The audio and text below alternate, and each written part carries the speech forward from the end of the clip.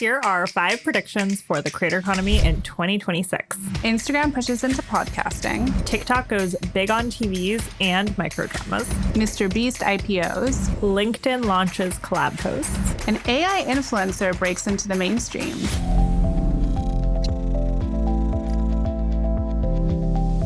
Hi, Jasmine. Hey, Kaya. Happy New Year. Happy New Year to you and all of our viewers and listeners. On today's episode, we're going to be looking ahead to 2026 and how we expect the business of the creator economy, social media, and tech to evolve this year. Predictions are always the most fun, but also the hardest part about covering the space. And this year really felt especially challenging, I think, because there's just been so much uncertainty and it's been such a tumultuous year. Totally agree, but we got to do it anyway. So to start, you had the very good idea of picking a word that we think will define the year of the creator economy. This is something you've done in past years. So what is yours and what have yours been in the past? So my word for this year is control. For the past couple of years, it's been legitimacy and professionalization. So the first was for 2024 and then for 2025. But there's a couple of different reasons why I chose the word control this year. I think part of that is because 2025 has just been such a tumultuous year. We had so much uncertainty in the economy,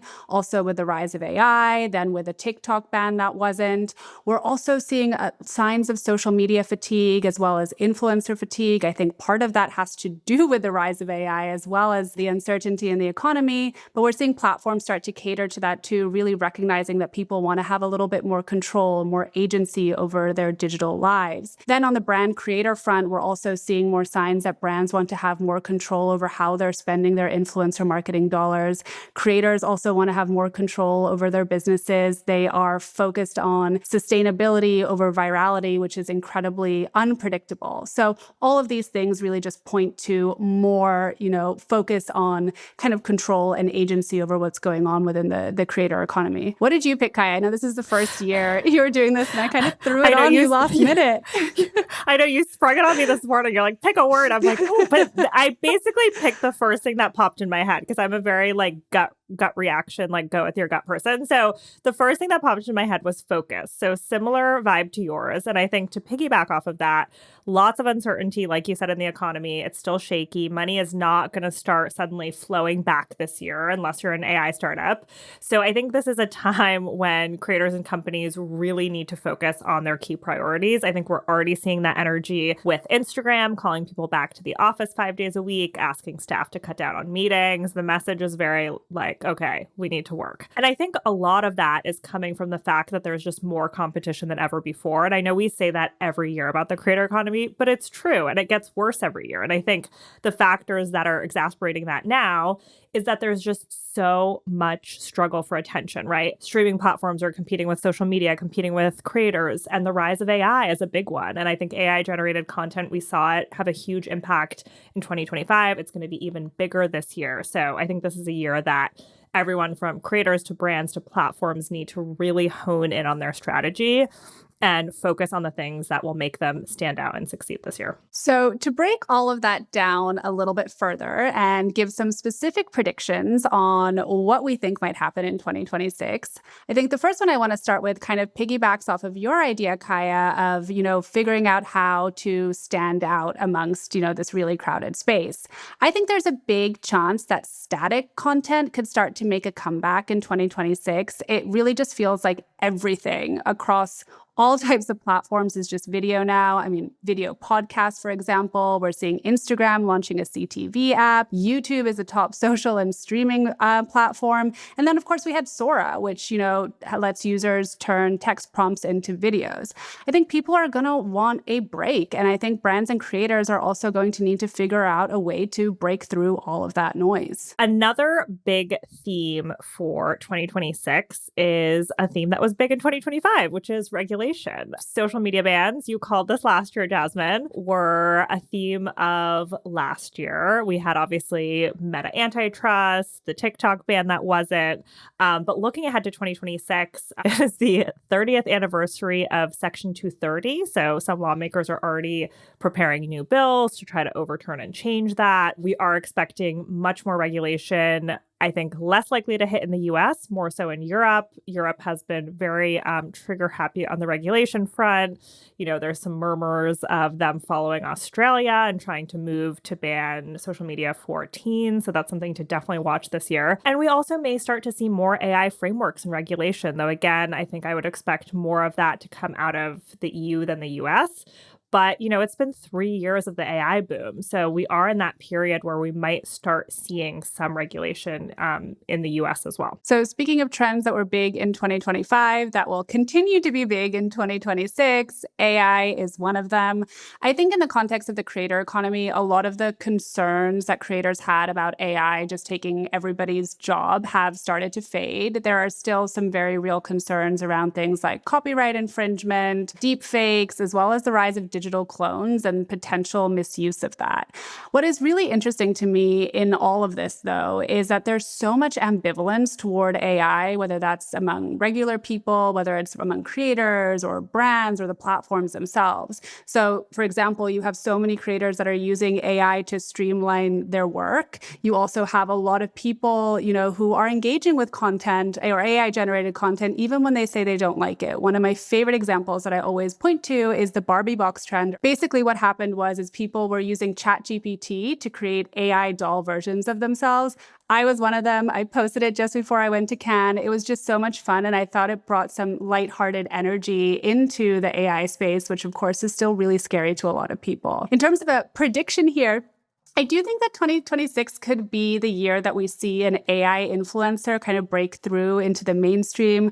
We had a couple of examples of this kind of starting to bubble up. There was the AI actress, for example, pretty controversial, and I'm sure it will be controversial if we have an AI social media influencer that really starts to make it big. But I think the other thing to note about this year is that Gen Alpha are actually starting to turn 13. And for them, they're growing up in an AI world, and it just isn't as scary as it is for us older generations. Yeah, I think one other thing I would add too is I think, creators have been using AI, in various capacities, but I think the technology has not totally been there. So I think this might be a breakout year for AI tools for creators. I think the tech is getting better. And I think there might be some interesting pivots with AI tools, right? Like, I don't know that AI clones are going to take off, but maybe some of those companies or those strategies shift to agents and really helping creators with the back end. We've seen kind of some stories of individual creators using AI in different ways to kind of help with their business, but I think we might see that in a bigger way this year. Yeah, I think that's such an interesting point, right?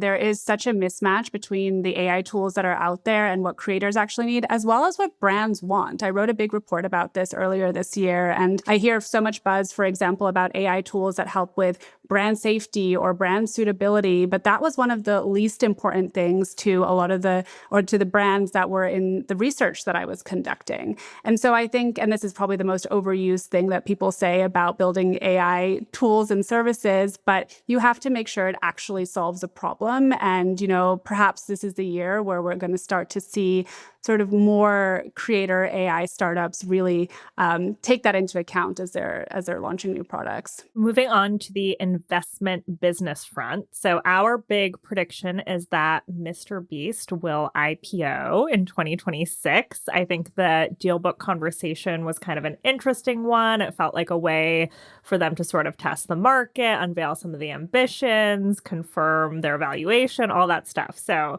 that is our big prediction on that front. We're also expecting, some big M&A this year and more consolidation. I think that's been the trend over the past few years. But, 2025 was a pretty big year for M&A, but I think bigger players are going to come in. Omnicom potentially could do something post-merger with IPG.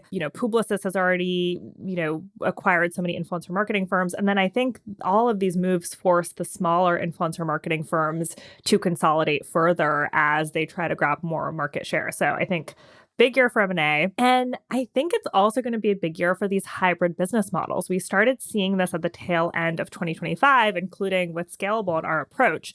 But I think we will see more people going off on their own, becoming creators, but doing so via interesting partnerships. I think now there's so much competition.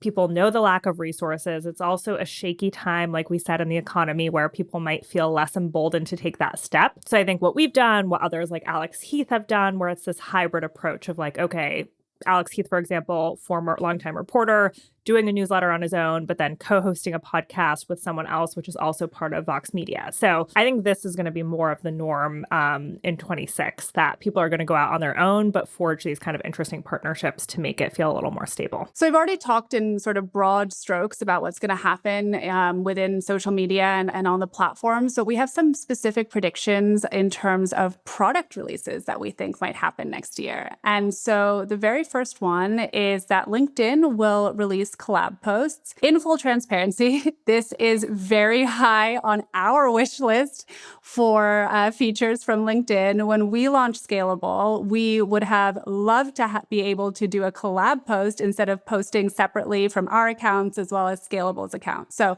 LinkedIn, if you're listening, this is what we would like to see you roll out in 2026. This is sort of cheating because we already published this prediction in a past newsletter, but we think Instagram will get into podcasting. They are one of the few social networks that has not, and clips are already so popular on Instagram. Threads is dabbling in some podcasting tools, which is their sister company. So we expect something on that front. And we also think TikTok will launch its TV app in 2026. Instagram already launched its TV app very recently. I reported back last summer that both companies were eyeing TV screens. Of course, this feels inevitable as YouTube has pushed so much deeper into the living room and onto the big screen. So that is my prediction on the TikTok front. I think you are spot on there. The other prediction we have for TikTok too is that it's going to go big on microdramas. People have been writing these off all year, but the numbers don't lie. There is an estimate out that microdramas could account for about $11 billion in global spending. Now, of course, most of this is coming from China, where microdramas have been big for a very long time, but we're also seeing them start to gain traction in other parts of the world. TikTok has to be thinking about this. And earlier this month, we saw signs that they are. They released them in TikTok minis and basically allow people to sample a microdrama on the app before they move off platform and actually pay for the service. I think we're probably going to see a bigger push into this next year from TikTok, but maybe also from other apps like Instagram, which released its own microdrama series over in India. And the way that this could play out, there's a lot of different variations, but they could start striking deals with individual creators. Darman, too, said that he was going to be releasing something in the microdrama space or have them just be exclusively on the app. So more to come there, but I think this is going to be a space to watch for sure this year. So finally, influencer marketing. Obviously, it's going to remain a big and growing part of marketing budgets, but it is a mature market now. So growth is going to be slower. And we think brands are going to be more intentional about how they're spending their dollars. Yeah, I mean, I think the days of brands just throwing money at influencer marketing are well over now, right? They want to understand really how those investments are leading to business outcomes. That is a big problem still in influencer marketing, and one that I think is really going to continue into 2026. There's going to be a lot more conversations about measurement. I think we might see some of the groundwork laid out for a better framework for measurement. It's hard to say how much progress we're actually going to make there. I do think one thing we definitely will see is more of an emphasis on performance data over vanity metrics. That is going to be welcome news, although I don't think we're ever going to be able to fully get away from vanity metrics because they really are a good way, at least initially, to understand, what somebody's audience is, right? I think the other big trend to watch in this space is creator marketplaces. There are so many popping up now. The social platforms, of course, have long had their own, but now Substack has one, Mr. Beast is planning one, and even brands like Lowe's, Kaya, like you mentioned, are launching their own. I don't really have a strong sense of which way this is all going to go yet, but it's definitely, an area that I'm going to be paying a lot of attention to this year. Thank you, everyone, for tuning in, and we hope you have a great start to the new year. Don't forget to subscribe to Scalable, and we will see you here next week.